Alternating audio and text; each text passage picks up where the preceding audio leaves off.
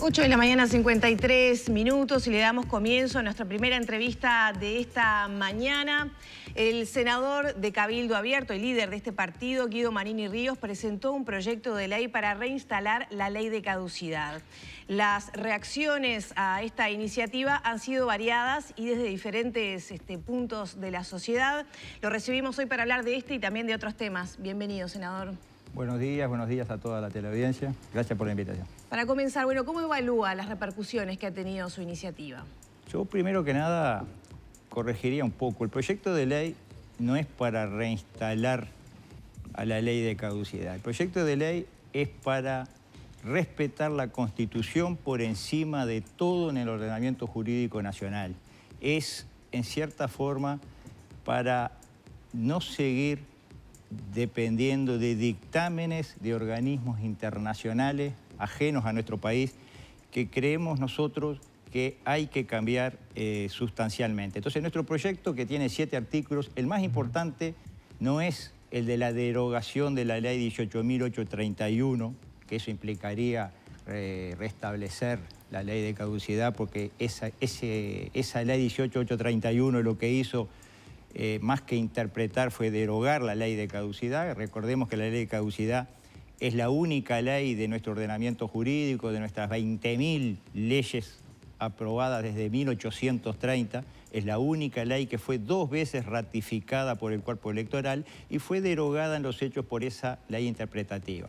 Pero eso es uno de los 7 artículos de nuestro proyecto de ley. El más importante no es ese, el más importante es el que dice que lo que acá prima es la Constitución de la República. Nosotros entendemos que no podemos aceptar callado que una Corte Interamericana de Derechos Humanos o cualquier otro organismo dependiente de Naciones Unidas, de la OEA o de lo que sea, esté por encima de lo que los uruguayos, los 2 millones y pico de electores uruguayos, los 3 millones y medio de habitantes del país, se dan en actos eleccionarios. Entonces, ese es el quid de este proyecto de ley.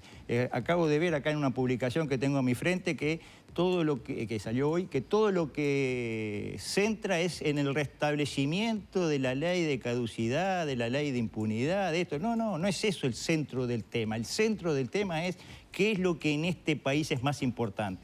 La Constitución de la República o lo que dictaminan 7 magistrados en un país lejano, 7 personas extranjeras que capaz que nunca pisaron el Uruguay. Ese es el tema. Nosotros nos rebelamos a esa realidad de que una Corte Interamericana esté por encima de la Constitución que los uruguayos se han dado.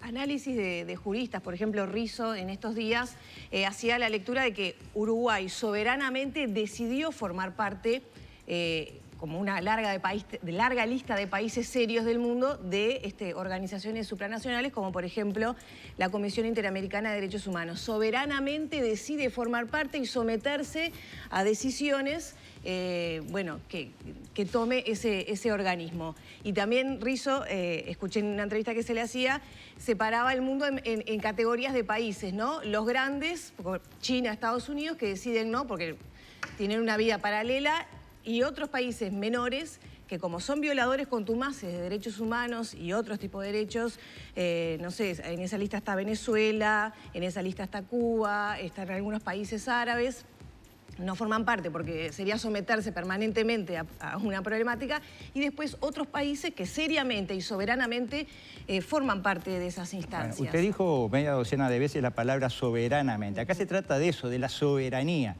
Yo, con todo respeto al doctor Rizzo, y aparte yo no soy abogado, pero yo entiendo que nosotros aceptamos en nuestro ordenamiento esos digamos, acuerdos internacionales con una fuerza de ley. No es como Argentina. Argentina lo incorpora a su Constitución por una reforma constitucional hecha en los años 90. Nosotros no. Esto es una ley. Acá se acepta lo determinado por tal corte por una ley. Esa ley no puede estar en contra de la Constitución de la República. Si esa ley tiene partes que contradice lo que dice la Constitución de la República, esa ley no puede tener el valor que se le da aquí. Yo creo que hay una interpretación, desde un punto de vista. Esto, como muchas cosas en el tema del derecho, hay distintas lecturas. La lectura que nosotros le damos, y creo que muchísimos uruguayos le dan, que acá lo más importante es la Constitución de la República, que es lo que votan los uruguayos y que es lo que decide la forma de vivir de los uruguayos. Si hay algo de esos dictámenes internacionales que se quiere incorporar a nuestro derecho y va en contraposición de lo que dice la Constitución de la República, bueno, se deberá plebiscitar para incluirlo en la Constitución de la República. Si eso no se hizo, no puede ser que se lo tome con valor superior al que dice la Constitución de la República. Y de hecho, la incorporación de ese dictamen de una Corte Interamericana, vuelvo a repetir, una Corte que hoy, por ejemplo, tiene 7 magistrados, ninguno de los cuales probablemente pisó nunca el Uruguay, y se da el lujo de criticar una ley que acaba de aprobar el Parlamento uruguayo elegido por los uruguayos. Yo lo menos que puedo decir es que son unos atrevidos. Y se da el lujo ahora de sugerirle al Parlamento uruguayo que no vaya a aprobar este proyecto de ley que nosotros presentamos. Entonces yo digo, aceptar calladamente eso es aceptar que nuestra soberanía está limitada, que en realidad no somos los uruguayos los que mandamos, que en este país nos mandan desde afuera. Podrá ser un dato de la realidad, dirán algunos, nos mandan desde afuera, bueno, pero nosotros nos rebelamos contra esa realidad. Ese es el quid de este proyecto. Acá no se trata de que queremos restablecer la ley de caducidad, y nada, eso es una consecuencia. El quid de la cosa es qué es lo que está por encima en nuestro ordenamiento. ¿Es la Constitución de la República o es un fallo de una corte de extranjeros? Ahora, sin duda, senador, más allá de que, por supuesto, respeto profundamente que usted diga que el punto está puesto allí, el otro día cuando lo veíamos a usted en su alocución, usted sabía perfectamente que con la presentación de este proyecto se iba a desatar el debate y la polémica política que está, digamos, de alguna manera de telón de fondo de todo esto, que es algo que para los uruguayos, que como en mi caso yo tuve la edad de alguna manera, históricamente, transitar de nuestra democracia a la dictadura y asistir a los años que tuvimos de dictadura. Históricamente, obviamente, uno, por más que yo era un adolescente, recuerda muchas cosas. Eso hoy, en el 2020 en el Uruguay, no se ha zanjado. Esas heridas no se han zanjado. Su posición responde a la posición, seguramente muy válida, argumentos habrá, de mucha gente que entiende que durante los 15 años de gobierno del Frente Amplio ha habido una revancha hacia los militares y que no ha sido justa para el otro lado. Entonces, respetando la posición que usted tenga de decirme, el quid de la cuestión acá está entre si respetamos o no la Constitución. Pero más que hablar de revancha contra los militares, yo hablaría que hay un atropello al ordenamiento jurídico del país. Ese es el problema. Acá hay un atropello al Estado de Derecho. Cuando acá se violan sistemáticamente principios cardinales del derecho, cuando acá se viola todo eso, se está violando el Estado de Derecho, violándolo como lo violó la dictadura cuando disolvió el Parlamento. Bueno, son distintos tipos de violaciones, pero es una violación a la Constitución de la República. Entonces, aquellos que, en definitiva, toda la vida defendimos la Constitución de la República, nosotros decimos, eso no lo podemos admitir. Acá se trata de eso. Vamos a seguir permitiendo que se siga atropellando el Estado de Derecho. Vamos a seguir permitiendo que se juzgue como se juzgó a Leonardo Vidal por un hecho ocurrido en democracia, donde actuó la justicia en su momento hace 48 años y que se lo pone preso ahora, 48 años después. Eso está bien, más allá de quién sea. Hoy es un uniformado, mañana puede ser usted, al que le aplican una ley que entra a regir dentro de 20 años por algo que usted hizo ahora. Eso es lo que no queremos permitir. Está bien, y ese permitir. Cuestionamiento que usted ha hecho de la justicia, que ha valido críticas y pronunciamientos de parte de los operadores, jueces y fiscales, ese cuestionamiento que usted hace, yo como ciudadano lo escucho y a mí me suena que usted está señalando a la justicia como tendenciosa, y tendenciosa para un lado político. ¿Usted me está diciendo que esto sucede porque hay un amparo legal para hacerlo o porque había directivas políticas para que jueces y fiscales, en una suerte como de caza de brujas, estuvieran detrás de militares que, según usted, son inocentes y terminan presos? Pero no solo vamos a no centrar solo en el tema militares ni uniformados. Yo le diría también, casos evidentes de corrupción política que han habido en los últimos años que se han archivado. Yo le diría también de un fiscal que perdió el pendrive cuando va a una audiencia donde podía condenar a jerarcas de la Intendencia de Montevideo en el caso de los casinos. Yo le podría decir muchas cosas que han ocurrido, muchas cosas que se han interpretado, que yo puedo pensar que hay un sesgo político. Lo puedo pensar. Tengo todo el derecho a pensar de que muchas cosas no se hacen desde el derecho, sino que se hacen desde lo político. ¿Está cuestionando entonces la independencia del No la Poder independencia, Judicial? no, actual Poder Judicial creo que hay que respetar en su independencia, es fundamental que esté fuerte, pero creo que como todas las instituciones está integrado por hombres y mujeres que cometen errores y a veces que se dejan arrastrar por sesgo político. Ese es mi razonamiento, así lo pienso, y bueno, y tengo todo el derecho a expresarlo aquí en el Senado y donde yo quiera. ¿Ese sesgo político lo vio también en su salida como comandante en jefe? Es decir, no voy a recordar todo el insuceso, el tema de si informó, no informó, la línea de tiempo. Primero que nada, yo no salí por el tema Tribunal de Honor, yo salí por un escrito que hago criticando hechos de la justicia, hechos en que la justicia... Lo mismo que estamos hablando ahora. Lo mismo que estamos hablando ahora. Exacto. Hechos de la justicia en los cuales la justicia actuó con sesgo político. Yo fue lo que yo informé por escrito. Pero mi salida no es por un tema político. Yo creo que el presidente, los argumentos que él dio en su momento de que yo no podía como comandante del ejército criticar a la justicia, son válidos. O sea, yo ahí no le atribuyo nada político a mi salida del cargo que yo tenía. ¿La entiende correcta desde el punto de vista, digamos... Formal. Formal. Sí, sí. Bien, Sí, sí. bien. Sí, sí. Y eso que usted decía en aquel momento, ¿es lo mismo que está sosteniendo ahora? Es decir, aquellas críticas que usted realizaba, que su cargo no le permitía realizarlas, ¿son las mismas que está realizando ahora? Son. Porque yo siento están relacionadas. Ahora, yo le digo... Que va un paso más. O sea, pero usted... yo ahora voy un paso más porque ha ocurrido algo muy grave, que es ese procesamiento de Leonardo Vidal, que realmente es digamos, un golpe a todos aquellos que pensamos que el Estado de Derecho hay que respetarlo. Usted mira todas las situaciones de Leonardo Vidal, usted no puede entender cómo hoy está preso ese hombre. Y para nosotros eso es inaceptable y por eso es que nosotros, digamos, presentamos este proyecto, que lo medular no es la derogación de la 18831, que por otra parte fue declarada inconstitucional la ley. Lo medular no es restablecer una ley que fue 2 veces refrendada o apoyada por el cuerpo electoral. Lo medular es establecer que la Constitución está por encima de todo y aparte establece en 2 puntos... no sería necesario, pero por las dudas lo recalca, que la irretroactividad de la ley hay que respetarla y que los tiempos de prescripción hay que respetarlos. Son otro de los puntos de ese proyecto. Que eso es lo medular, no es restablecer una ley que podrá ser buena, mala, podrá haber sido declarada inconstitucional por una corte, constitucional por otra, todo, no importa. La fuerza de esa ley es que fue 2 veces refrendada por el cuerpo electoral, 2 veces, no una. La única en la historia del Uruguay. Esa es la fuerza que tiene esa ley, pero eso no es lo medular de este proyecto nuestro.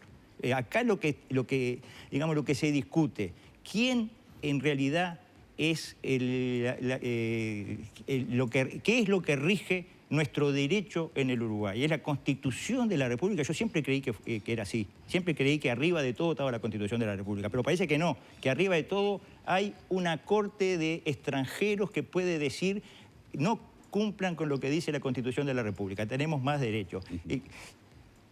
En el momento en que se aprobó esta ley, que ahora nosotros queremos derogar, todo el espectro político de oposición de aquel momento, que coincide que es el de oficialismo hoy, todo el espectro político la condenó a esa ley por inconstitucional, por pasarse por arriba los 2 plebiscitos, o sea, un referéndum y un plebiscito, la condenó todo el espectro político. El presidente de la República actual, el ministro de Trabajo actual, legisladores colorados actuales, es decir, de todos los partidos unánimemente condenaron esa ley. Y yo pregunto, ¿qué cambió de 2011 a 2020? ¿Qué cambió? No cambió absolutamente nada. Y han ido sucesivamente inocentes presos, han ido en un atropello al Estado del Derecho, que es lo que queremos cortar de una vez por todas.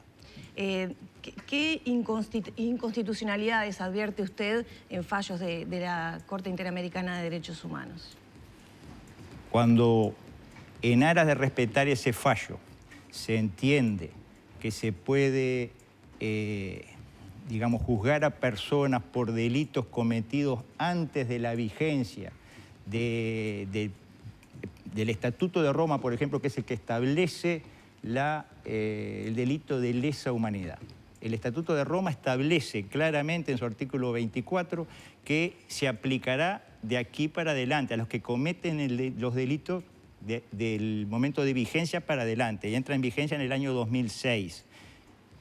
Sin embargo, se juzga retroactivamente, en base al fallo de la Corte Interamericana.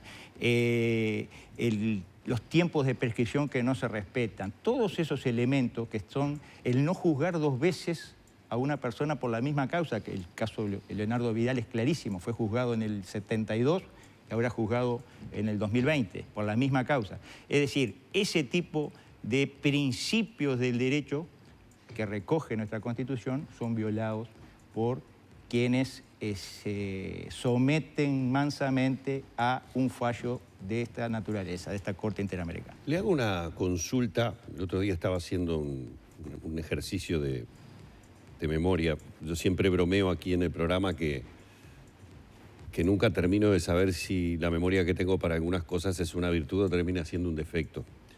La ley interpretativa que Cabildo Abierto pretende derogar fue una ley interpretativa que tuvo, como usted bien lo acaba de decir, las críticas de todos quienes hoy forman parte del oficialismo. Con lo que, obviamente, senador, usted sabe, va a colocar en una posición relativamente incómoda a sus socios de la coalición que van a tener que discutir este tema con el background, con la historia de lo que hicieron. Pero yo voy a ir un paso más adelante y ahí viene la pregunta. También hubo diferencias dentro del oficialismo de aquel entonces, porque esa ley interpretativa tenía las críticas de Gonzalo Mujica, que luego terminó votando por disciplina partidaria, pero tuvo, y muchos recordarán este caso por el nombre que voy a dar, a un diputado, Víctor Semproni, que se decía en aquel momento, esto solamente son versiones periodísticas, que en realidad estaba siguiendo la línea del entonces presidente José Mujica. Yo podría pensar que Mujica se la puede llevar, esta, de derogar la ley interpretativa. ¿Buscaría un diálogo con Mujica para ver cuál es la posición de él con respecto a esto? Mujica en ese momento era el presidente de la República e hizo declaraciones contra esa ley interpretativa. El senador Fernández Huidobro votó también, igual que Semproni, por disciplina partidaria. Semproni no votó. No, Semproni no votó. El que votó por disciplina partidaria en aquel momento fue Gonzalo Mujica. Y Fernández Huidobro. Fernández Huidobro votó y renunció al Senado. Y hizo un discurso que dice, no nos podemos pasar, como él decía, por las partes, no podemos pasar por las partes dos dictámenes del cuerpo electoral, dos dictámenes del pueblo uruguayo. Vamos a pagar caro esto. Lo dijo Fernández Huidobro, como lo dijeron todos los políticos de la oposición de ese momento. Es decir, que... ¿Buscaría un diálogo, un acercamiento para ver si sigue manteniendo esa posición en aquel entonces presidente Mujica? Sería, le diría que casi hasta insólitamente histórico, porque a uno le parecería ser que no tienen puntos de contacto su posición y sin embargo, mire, históricamente la tiene. Si hay algo que tiene Mujica es sentido común y estoy convencido que Mujica, no digo que políticamente pueda apoyar un proyecto de esto, pero sí que puede entender perfectamente la filosofía de este proyecto. Estoy convencido que Mujica lo entiende. Bien. ¿Cómo ve las reacciones que ha tenido dentro de la coalición multicolor? También se ha hecho el análisis de que esto de alguna manera está fuera de tiempo y que no recoge la adhesión del presidente y que no recoge la adhesión de otros legisladores. El fuera de tiempo, el no es oportuno, no es el momento. Lo he escuchado 1000 veces. ¿Cuándo es el momento?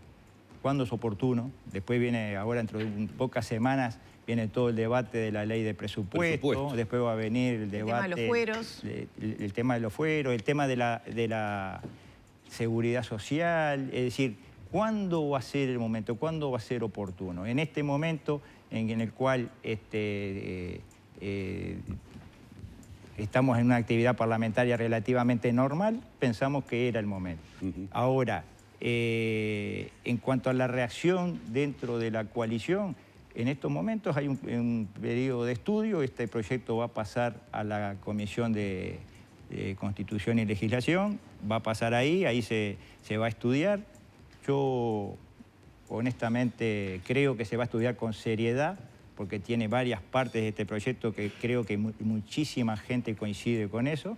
Podrá tener algún cambio, por supuesto. En las comisiones muchas veces se cambian las redacciones de la ley, se podrá mejorar la técnica legislativa, se podrán hacer muchas cosas, pero yo creo que esta ley, en definitiva, es necesaria para recuperar nuestro Estado de Derecho como nosotros lo planteamos. Senador, tenemos que ir cerrando, pero para que quede claro por lo que uno ha escuchado y porque de alguna manera se lo coloca a usted como, a ver, la piedra en el zapato que puede tener la coalición. ¿Usted condiciona su permanencia o no en la coalición y en ese compromiso de país a que los socios de la coalición aporten su voto a este proyecto de ley de Cabildo Abierto?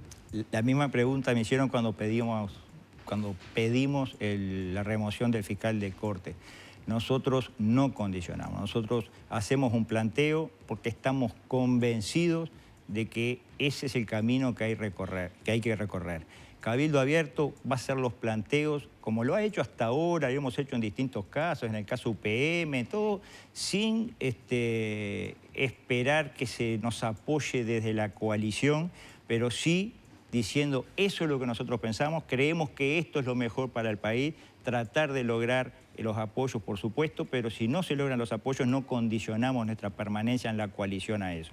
Creemos que la coalición hoy en el gobierno tiene que tener la solidez necesaria para sacar las políticas más importantes que lleven solución a la gente. No podemos, bajo ningún concepto, ponerle condiciones al resto de la coalición para continuar o no continuar. Nosotros vamos a seguir firmes en la coalición, pero siempre diciendo y marcando nuestra posición. Cabildo Abierto tiene su posición, lo ha dicho en la campaña, lo dice ahora y lo va a seguir diciendo en el futuro. No puede concretar esos objetivos que se plantean. Bueno, en algunas cosas se tendrán apoyos para algunos proyectos, los hemos tenido por algunos planteos que hemos hecho en ocasión de la ley de urgente consideración, seguramente los vamos a tener. Tenemos muchas propuestas, sobre todo por el lado económico, ahora en la ley de presupuesto, para la recuperación de puestos de trabajo, para el estímulo de la agroindustria. Tenemos muchas propuestas que vamos a plantear ahora en la ley de presupuesto y estoy seguro que en muchas de ellas vamos a lograr la mayoría para que se pueda transformar en ley. Es decir, que en algunas tendremos el apoyo de la coalición, en otros no lo tenemos, pero nosotros vamos a seguir dándole a la coalición la fuerza necesaria para que se llegue a soluciones, que es lo que la gente reclama. Senador, parece ser, según las versiones que están circulando en las últimas horas, que no va a prosperar la bajada de fueros. Ese es otro tema del cual he hablado hasta el cansancio y bueno, quiero no hablar más de ese tema y dejarlo planteado para el día de la sesión del Senado. Por ahora no hablo más del tema del fuero. La última pregunta, ¿qué opinión le merece esta decisión que favorece al Estado uruguayo por la demanda que Aratiri le hizo? Creo que es una muy buena noticia, la verdad que me alegré mucho cuando me enteré. La verdad que... Es de un organismo internacional, ¿no?, la decisión. Y cabe felicitar a quienes han defendido al Estado uruguayo en ese caso. La verdad que para mí es una muy buena noticia. Senador, muchas gracias por estos minutos una vez más aquí en la mañana de Arriba Gente. Gracias a ustedes por la invitación. Hemos estado dialogando una vez más con el senador Guido Manini Ríos, líder de Cabildo Abierto, aquí en Arriba Gente.